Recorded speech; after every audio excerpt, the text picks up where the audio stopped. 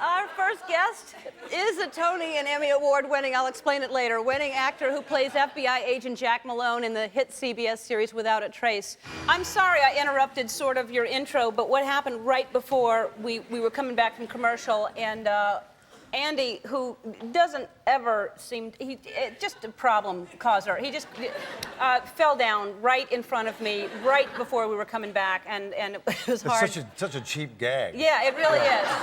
Just an attention monger. He's just always grabbing attention. He's also responsible for shutting us down by leaning against a switch that turned all the power off for 4 hours. That's brilliant. So anyway, I apologize. That's okay. I couldn't. Good to see you, and congratulations on the Golden Globe nomination. Thank you very much. That's a big deal.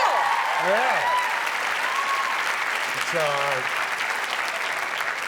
It's very exciting. Yeah. It's very exciting. Now, were you one of these people that, like, because they announce them at 5 a.m. and you're always like asked the day before, do you want us to call you, or were you? Well, I was so snowed under in my life with work and moving house, and I have a 1-year-old daughter that I didn't even know they were coming up. I had no clue. Oh, that's great then. No, I didn't even think about it. So there was a phone call, I guess, at 5:30 in the morning from my publicist, and my wife was feeding the baby, and she heard on the machine that I'd been nominated, and so she poked me in the back and said, "Do you want to hear a secret?" And I said, "Sure." She said, "You got nominated for a Golden Globe." And I was going to roll over and go back to sleep. And she was like, "You get up now, and let's go to the TV." And she was right. It was very. Once I woke up, I was excited. Right. Well, it was no secret. I mean, they announced it on TV. She didn't tell you a secret. No. She's trying to act like she has some information that you know. That's that. I didn't quite get that either. But right. She was trying to make it more exciting. But that's actually better, because if you know the day before, then you're waiting and wondering if you're going to be nominated. And I tend not to. I try. It's hard. It's a very result-oriented business. Yeah. So it's hard to not get caught up in that sometimes. But I was just glad I was so busy I didn't have even time to think about it. Now, what are you so busy doing? You said you're moving? Well, yeah.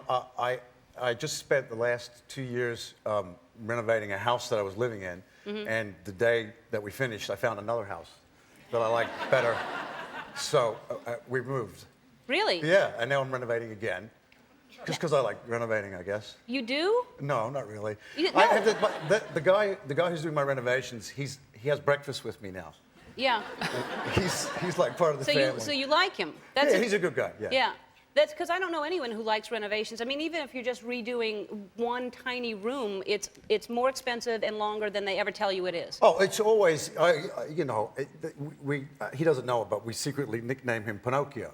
Because every time I ask him a question, he says, "Yeah, 1 week, no problem." Like a month later, the nose keeps growing longer.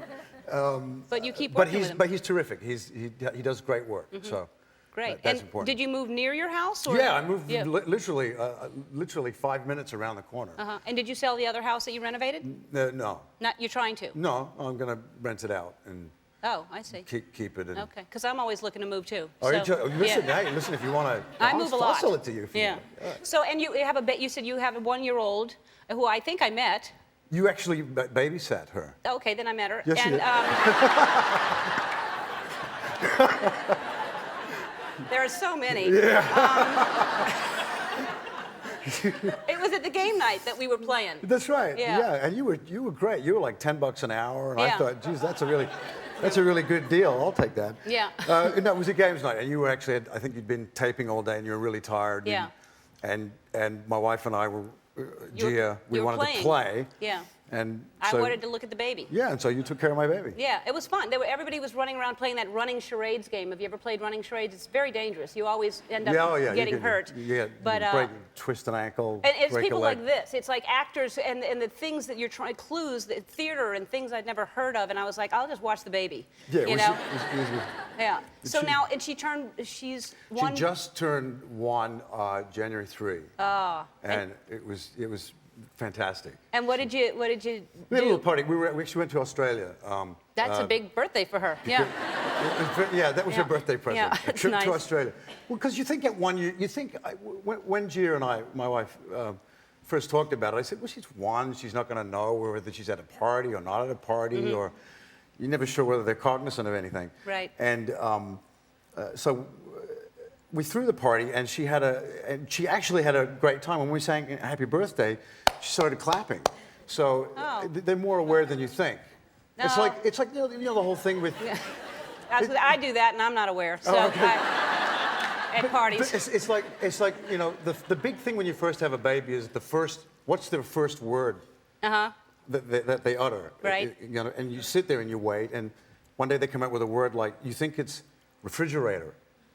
And you realize it can't possibly be refrigerator. It's too big and too long, and you wait for confirmation. It's not really a word unless they say it twice. Right. Okay, so you keep waiting, and they don't say it. But the first word she came out with was dad, which really annoyed my wife. Because my wife takes care of her all the time. Right. And so she's saying, dad, daddy, dad, dad. And I'm thrilled. Oh, I'm like thinking, this is great.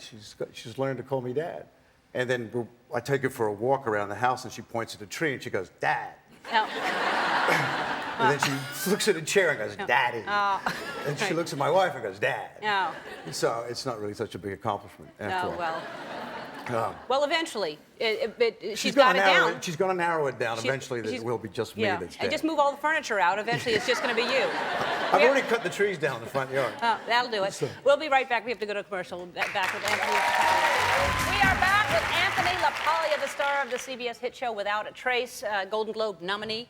And so we were talking about your baby a minute ago, who is just 1 year old. What is her name again? Her name is Bridget Amelia Banks Carides LaPaglia. Very long name.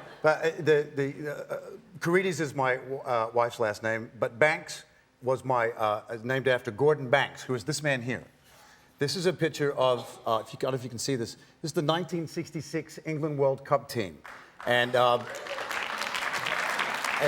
man there is Gordon Banks, and he was considered one of the greatest goalkeepers of all time. And as a boy, he was my hero. And I was a goalkeeper. And so my whole wall was plastered with his pictures. So I said to my wife, no matter what happens, whether it's a boy or a girl, I have to include the name Banks in there. And she's like, fine, okay, there's not a problem. So we have a girl, and so we include the name Banks. And we were just going to call her Bridget Amelia Banks LaPaglia. And then my wife's, unfortunately, her father had recently passed away. She said, I can't believe we're going to name our daughter Banks and not have Carides in there. I said, well, fine, we'll put Carides in as well. We'll have them all in.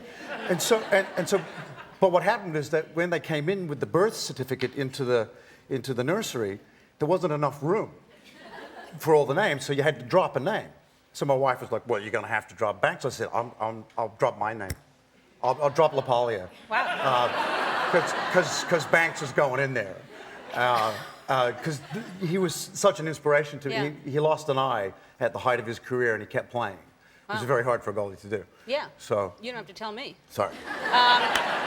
You gotta go. Yeah, I understand that, because if you like someone that, I mean, my name officially is Ellen DeGeneres Mellencamp, but I had to drop that. Well, I know you're a huge soccer fan. Huge. So we built a net so that we could both play, because I'm pretty good at soccer myself. So let's go over here and hit against Houston. Let's see if... All right. All right. You go ahead and get a couple of he's going to try to block you. And Bring it. you can kick it as hard as you want. He's a stuntman. He's a stuntman? Yeah. Bring it. Houston can take it. Houston, All right, block all right. it. Which way's it gonna go, Houston? Houston, on your toes. All right, that's it. Come on.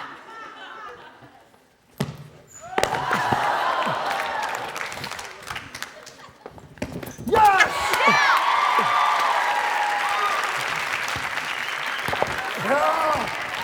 One more!